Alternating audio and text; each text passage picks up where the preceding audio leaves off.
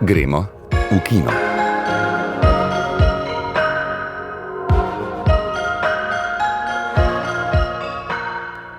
Lepo pozdravljeni. Tokrat bomo razmišljali o britanskem filmu Ljubezen boli, ki raziskuje dinamiko moči v ljubezenskih odnosih in je na lanskem filmskem festivalu v Cannesu v sekciji Posebni pogled prejel nagrado za najboljši scenarij. Pogovarjali se bomo tudi o nagrajencih letošnjega Canskega festivala. Režiser Marko Kumer-Murč bo spregovoril v svojem dokumentarcu Na drugi strani plinovoda, ki se osredotoča na boj grških in italijanskih aktivistov proti izgradnji južnega plinskega koridorja. Poleg tega se bomo poglobili v vlogo narave v filmih Andreja Tarkovskega.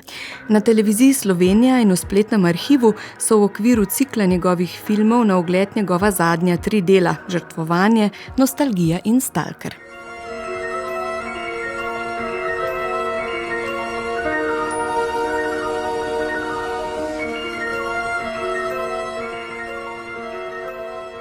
Prejšnjo soboto se je končala 79. izdaja Canskega filmskega festivala. O njem smo že veliko poročali, tudi v oddaji Gremo v kino, vendar pa se je po koncu takega pomembnega festivala, in Cannes je vsekakor na vrhu lestvice svetovnih filmskih festivalov, smiselno ponovno ozreti nazaj k dogajanju tam in predvsem k filmom, ki so v središču in so tisto, kar gre potem tudi po svetu in bo prišlo tudi v naše kine.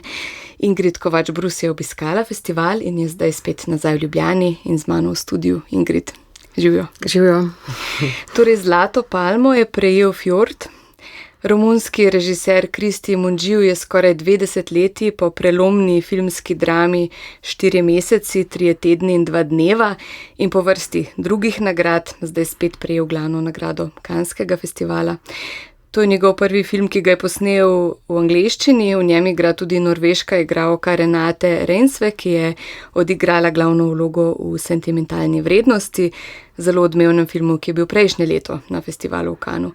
Mungiu v svojih delih rad načenja tabuizirane teme in vprašanja, tudi tokrat se je lotil zanimive teme. Ingrid, zakaj gre in ali je film naredil vtis nate? To je zagotovo bil eden od najbolj izstopajočih filmov festivala in govoriva o 3 do 5 najbolj izstopajočih filmih. Tudi zagotovo je bil med tistimi najbolj verjetnimi zmagovalci, ker ima vse neke elemente in potenciala velikega filma, tudi filma, ki mu bo ta visoka nagrada pomagala, da bo prišel do čim več gledalcev. Gre za film, ki odpira zelo pomembno temo, sploh zelo pomembno temo za zahodno družbo, in to je tema poslušanja drugega. Cristian Mungiu, kot si rekla, je zelo uveljavljen romunski režiser, pravzaprav tisti prvi, ki je zmagal v Cannesu in s katerim se je tudi začel ta veliki val romunskega filma. Po svojih začetkih je sicer novinar in v Cannesu je pripovedoval o tem, kako se pravzaprav svojih tem loteva še vedno na nekakšen novinarski način, in tema, ki jo obravnava v tem filmu, čisto konkretno gre za družino, za zelo verno družino, protestantsko, mešano družino, romunsko-norveško, ki se s 5 otroki preseli v Fjord, v čudovito okolje narave. Potem pa tukaj trči na drug ekstrem. Ta drug ekstrem je pa nedržavna, civilna iniciativa, ki skrbi za to, da otroci ne bi bili deležni nasilja, fizičnega, psihičnega, tudi ne v družini.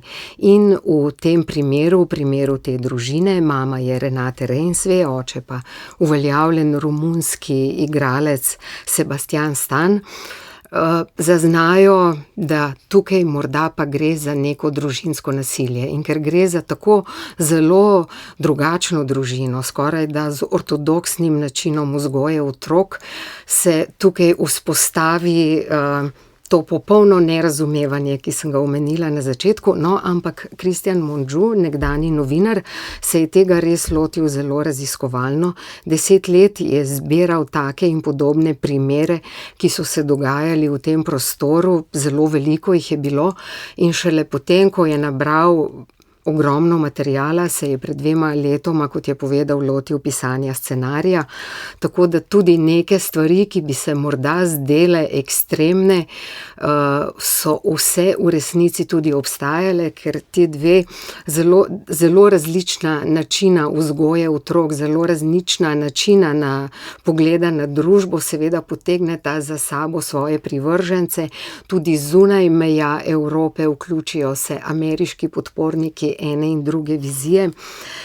Skratka, gre za film, ki je zares pomemben, zunaj te ozke teme, pravzaprav govori o tem, kako se ne pogovarjamo, kako ne poskušamo razumeti drug drugega in kako grejo naše poti nekako vedno bolj vsaka sebi. No, še en film, ki se ga sama tudi zelo veselim, je Minotaver ruskega filmarja Andreja Zvjaginceva.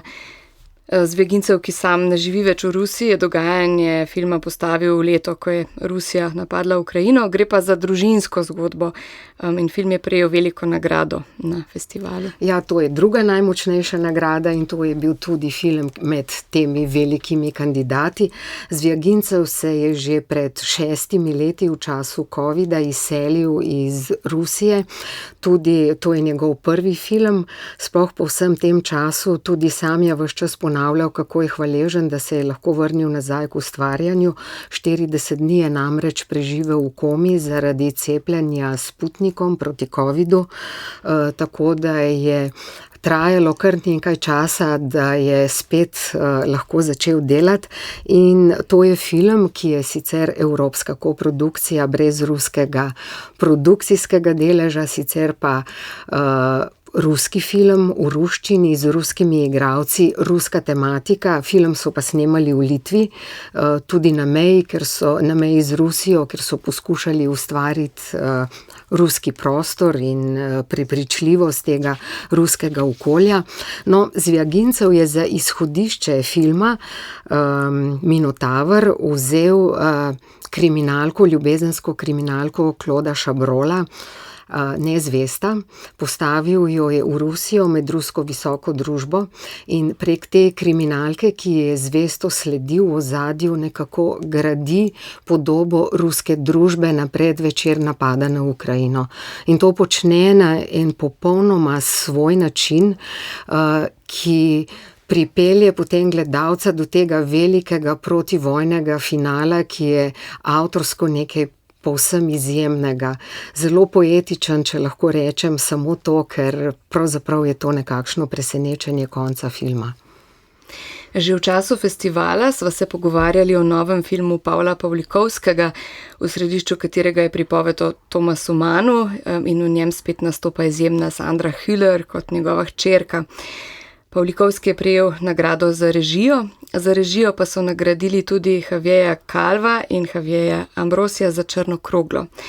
Torej gre še za en španski film, ki je imel najdaljšo stoječo ovacijo na festivalu. Je tudi tebe tako navdušil? Oba filma, ki jo omenjaš, sta res zelo dobra. Mogoče, če se samo dotaknem tega, da so 3 režiserji dobili nagrado, tudi 2 igralki sta postali najboljši igralki, tudi 2 igralca sta postala najboljša igralca, kar govori o tem, kako zelo težko se je režija odločala o nagradah in kako zares veliko dobrih filmov je bilo.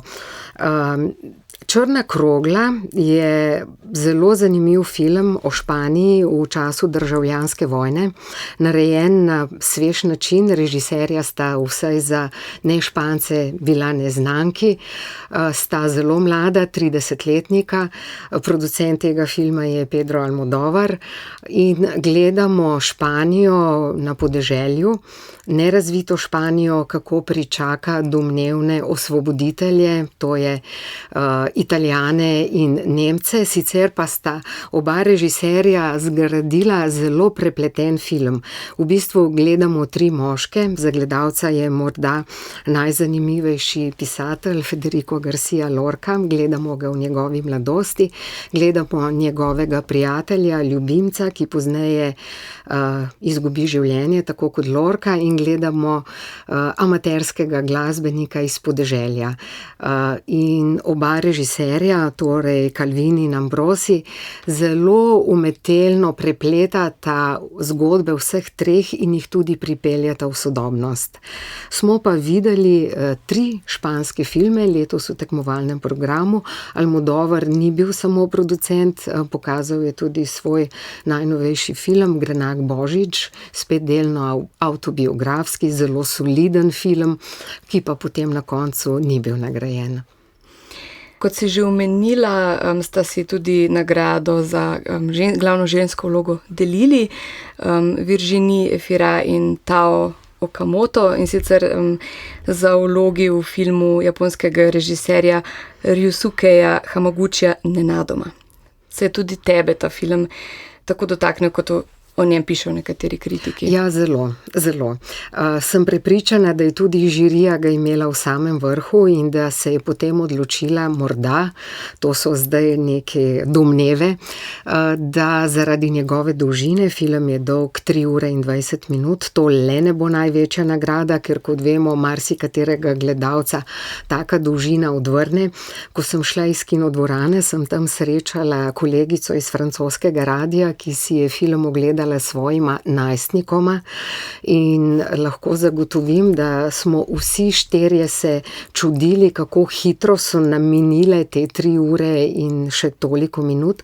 Gre za enega najlepših, najbolj kompleksnih filmov zadnjega časa. Gledamo 2 intelektualki, eno zahodnjakinjo, Parižanko, in drugo Japonko iz Tokija. Prva je upravnica doma za ostarele, druga pa gledališka režiserka.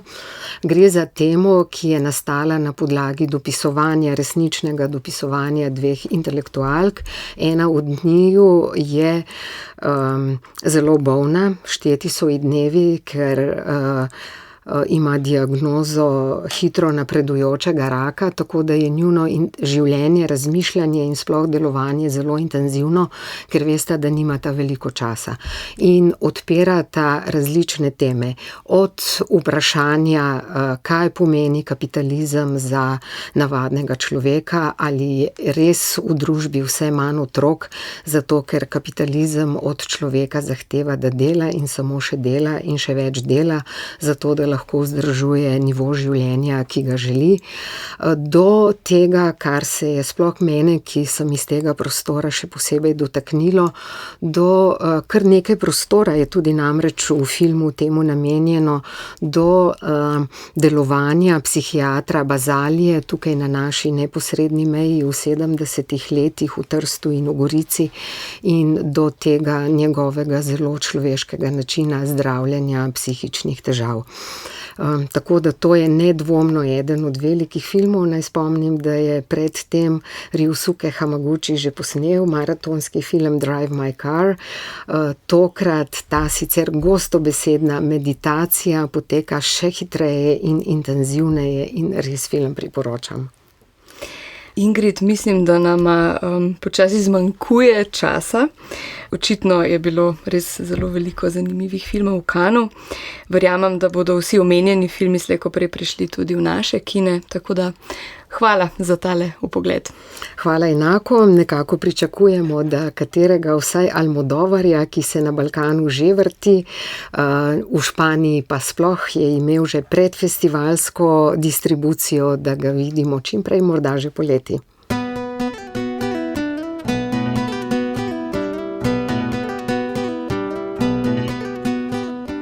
Na začetku maja je v Slovenski kinoteki slovensko premiero doživel dokumentarec Na drugi strani plinovoda režiserja Marka Kumra Murča. Film se osredotoča na boj grških in italijanskih aktivistov proti izgradnji južnega plinskega koridorja. Obenem opozarja na to, kako tovrstni posegi v okolje vplivajo na naš vsakdan danes, pa tudi kako bodo vplivali na naša življenja v prihodnje. Z režiserjem se je pogovarjala Petra Meterc. Film Na drugi strani plinovoda Marka Kumra Murča, ki je bil premierno prikazan na festivalu Visioni dal Mondo v Milanu, govori o 3 aktivistih. grškem kmetu Temisu, upokojenem učitelju Ipaciju in mladem aktivistu Giacomu, ki se odločijo povezati in ukrepati proti izgradnji južnega plinskega koridorja, ko ta začne vplivati na njihov vsakdan, na okolje, v katerem živijo in ki številnim pomeni tudi vir preživetja. Kako to, da se je režiser Marko Kumer-Murč odločil o njihovem boju posneti film?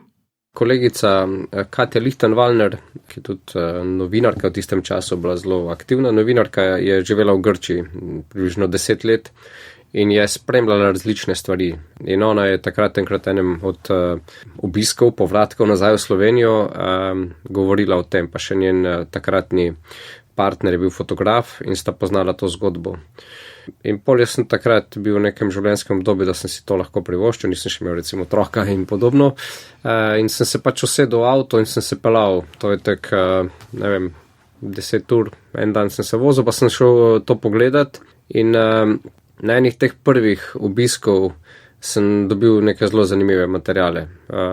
In pol se mi je to zdelo, da pač imam toliko neke močne stvari, da je vredno nadaljevati to zgodbo, to snemanje. Ker je bilo večina filma posneto zelo na tak način, ne, pač še kakšne kolege sem na hecu prepričal, pa smo se usedli v avto, pa smo se pelali v Grčijo kar z avtom, ker niso imeli sredstev, zelo dolgo niso imeli sredstev, pa tudi pol so bila sredstva zelo omejena. In kako je režiser spoznal protagoniste, ki jih spremljamo v filmu? Ja, najprej smo spoznali tega grškega kmeta, oziroma to je bila cela vas, to je bila skupina zelo povezanih ljudi. Temis je izstopil, ker je pač nekako vodil to akcijo in njega smo spoznali najprej. Mislim, brez Katja Lichtenwallner to res ne bi šlo, ker je pač on ne zna nobenega praktičnega drugega jezika, jaz pa tudi grško ništa. In pol smo nekako z njimi naredili tako lepo neko povezavo, zelo tako lepo osebno povezavo s temi protagonisti iz Grčije. Potem se pa enkrat na enem od teh protestov pojavil Ipacio, ki je na Facebooku prebral, da se v Grčiji tudi pojavljajo protesti in se je z avtom isto pripeljal iz Italije oziroma s trajektom pa z avtom, ker se mi je hotel pridružiti. Mogoče ena taka zanimivost je, da je on pripadnik neke manjšine, ki še govori o neki Griku, nekaj podobne v grščini v Italiji. In je zna grško. In ga je to zanimalo in je spremljal in se je pač kar pripeljal pogledati. In potem smo spoznali njega, ki je pač zelo zanimiv slikovit človek, nas je navdušil. In on je tudi bil večkrat, ker pol je imel tudi neke te legalne s tem povezane probleme in se je mogel vračati v Grčijo tudi zaradi tega. In dvakrat se mu je pridružil tudi Giacomo.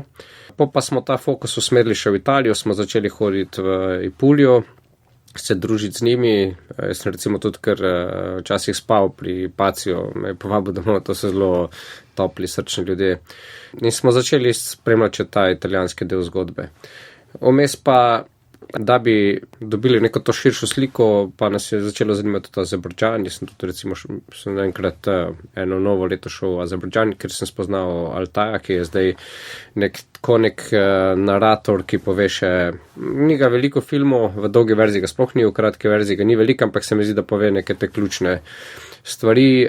To bilo pa tudi taka zelo posebna izkušnja, posebna vez. Kaj točno je torej aktiviste spodbudilo, da so se odločili ukrepati? V Grčiji niso želeli ustaviti plinovoda, želeli so samo, da bi šel okrog nekega barja, šutišča, ker jih je bilo strah, da bo plinovod od take vrste neki biomasi nevaren, ker mi smo sami videli, včasih je tisto polje poplavilo, naredile so se razpoke, zgodilo se, da je recimo, ne vem, kak traktor nasedel v tem blatu, ali pa celo so bile toliko velike razpoke, da je lahko, ne vem, ovca padla noter, pa so jo mogli reševati, ne.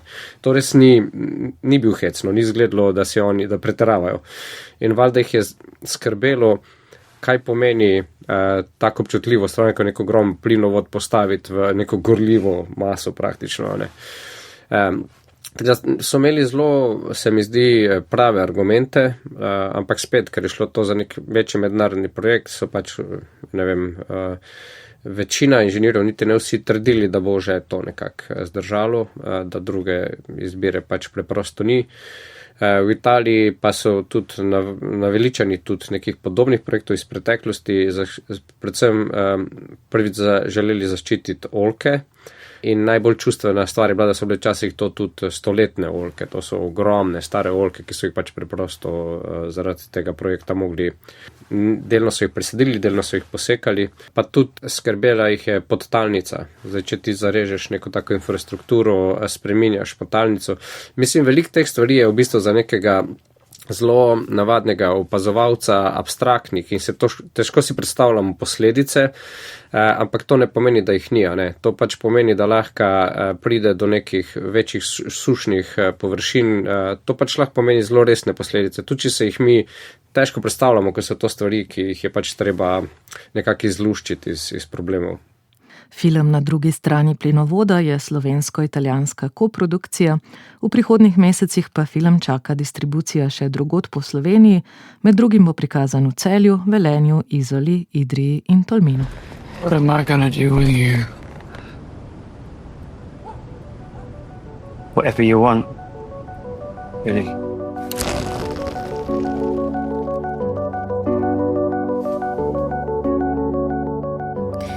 V Art Kino mreži se je zavrtel film Ljubezen boli režiserja Harryja Lightona, ki je scenarij priredil po romanu Box Hill Adama Marsh Jonesa.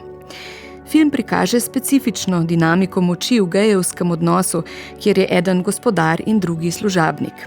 Prikaz te dinamike v odnosu pa je inteligenten, ker vse skozi spodbuja gledalce k temu, da tam, kjer imamo hitro pripravljeno sodbo, to sodbo kmalu preizprašamo. Igralec Aleksander Skarsgård, ki v filmu igra čednega motorista Reja, pa je film povzel v 3 besedah: lubrikant, švic in usnje. Recenzijo je napisal Gorazd Rušnovec, bere Bernard Stramič. Sramežljivi in neizkušeni Colin živi pri delavskih starših v angleškem predmestju, ki nimajo težav s sprejemanjem njegove homoseksualnosti. Mati mu celo uredi zmenek v lokalnem pubu, kjer prepeva v kvartetu s svojim očetom. Toda Colin se zagleda v skrivnostnega, postavnega motorista Reja, s katerim se spusti v burno razmerje dominacije in podrejenosti.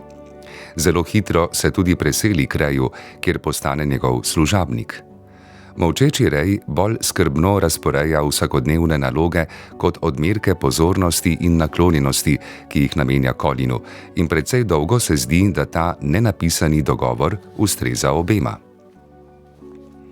Ljubezen boli, celovečerni prvenec avtorja mlajše generacije Harryja Lightona, je požel navdušenje lani v Cannesu, kjer je prejel tudi nagrado za scenarij v sekciji Posebni pogled. Izvirni naslov Pilion je izraz za sovoznikov sedež na motorju, v prenesenem pomenu pa tudi za vlogo podrejenega v gejevskem odnosu. Čeprav promocijska besedila opozarjajo na eksplicitne in sadomazohistične prvine, gre v bistvu za pretanjen psihološki esej o nadvladi in podrejenosti v ljubezenskem paru, a bolj in manj izkušenih osebah, o karizmatičnih posameznikih in sivih miših, pa tudi o iskanju lastnega jaza, pristnosti oziroma identitete. Dogajalni čas je avtor iz 70. let v izvirnem romanu prenesel v sodobnost. Odlika filma je v tem, da ne zdrsne v poskus šokiranja, obsojanja ali senzacionalizma. Niti se ne posmehuje umirenosti in utirjenosti predmestnega življenja in običajnega zakona, kar je pogosto lahka tarča satire, niti ne poveličuje robnih spolnih ali partnerskih praks. Kot uči psihoanaliza, nelagodje in zagate najdemo povsod. V enaki meri kot za scenarij bi si Harry Lighton zaslužil tudi nagrado za režijo, od zasnove posameznih prizorov, ki nikoli niso čisto predvidljivi, do izjemne izbire in odličnega vodenja, predvsem glavnega igralskega dvojca, Harryja Mellinga, ki deluje kot srnjad v soju žarometov, in nevarno skrivnostnega Aleksandra Skarsgårda. Očarljivo izvirna je tudi uporaba glasbe Erika Satija oziroma njegove Žimnopedije. Če pogledamo širšo sliko, mimo eksplicitnih prvin gre, in to mislim brez ironije, pravzaprav za romantično melodramo.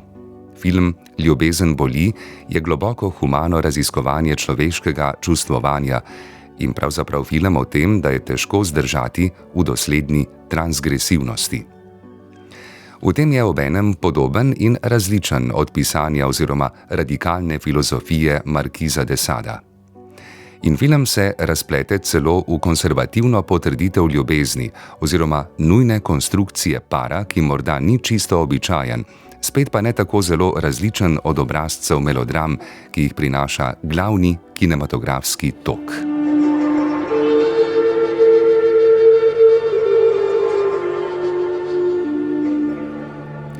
Televizija Slovenija je v kinotečni cikel tokrat uvrstila zadnje 3 filme Andreja Tarkovskega: Stalkerja, Nostalgijo in Žrtvovanje, ki si jih je še vedno mogoče ogledati tudi v našem spletnem arhivu.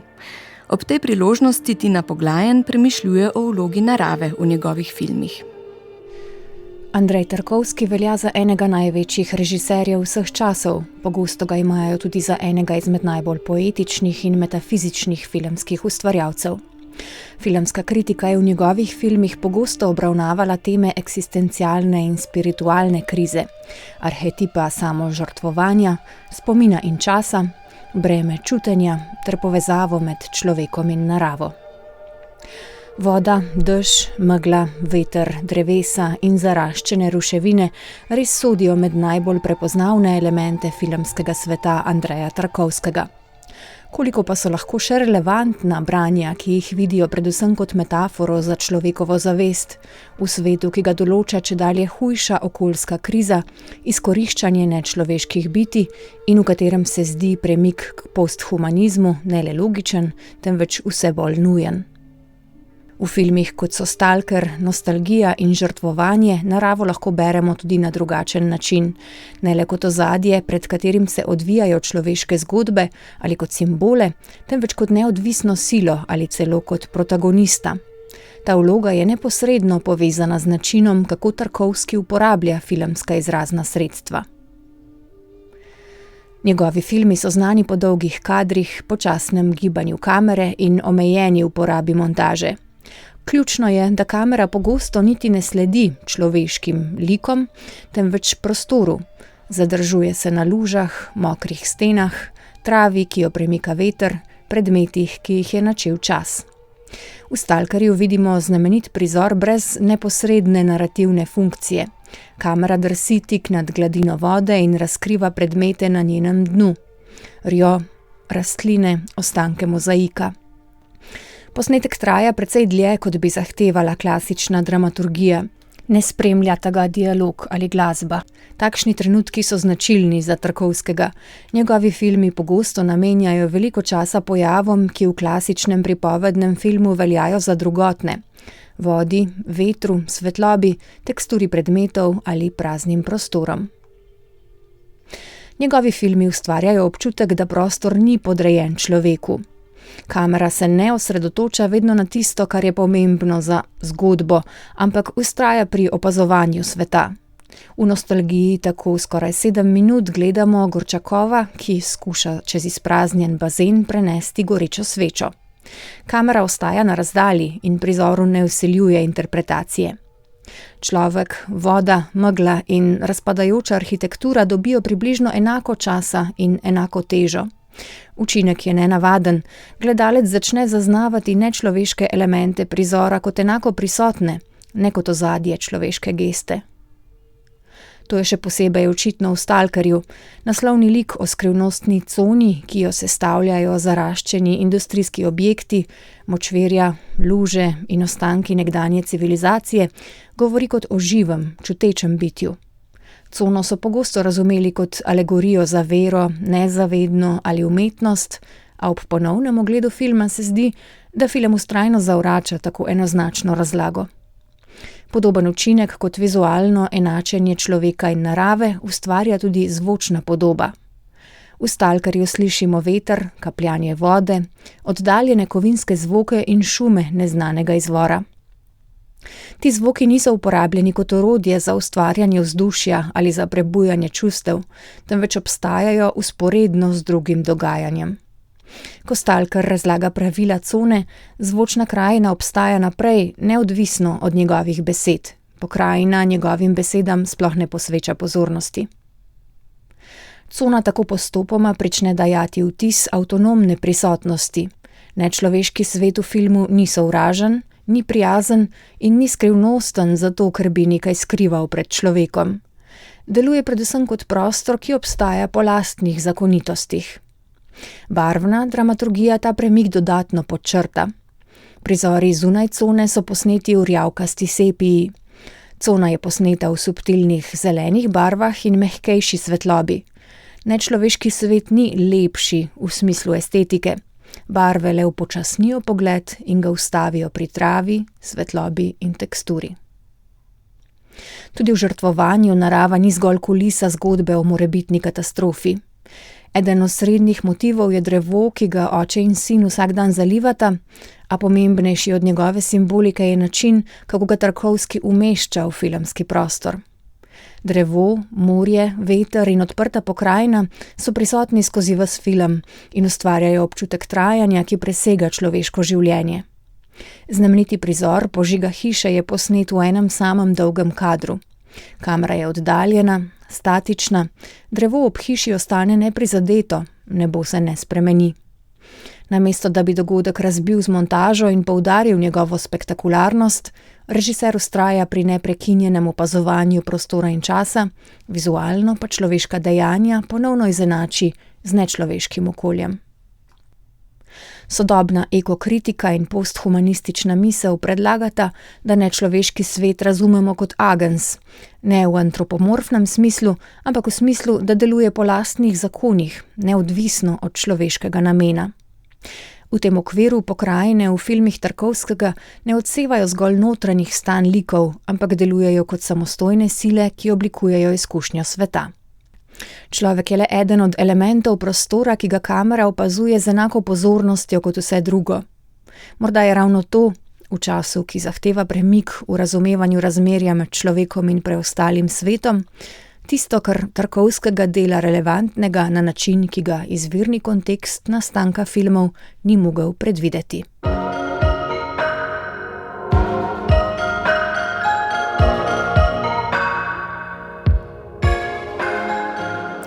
Poslušali ste oddajo Gremo v kino. Pod njo se podpisujemo Alma Čelik, Miha Klemenčič in Tesa Drev.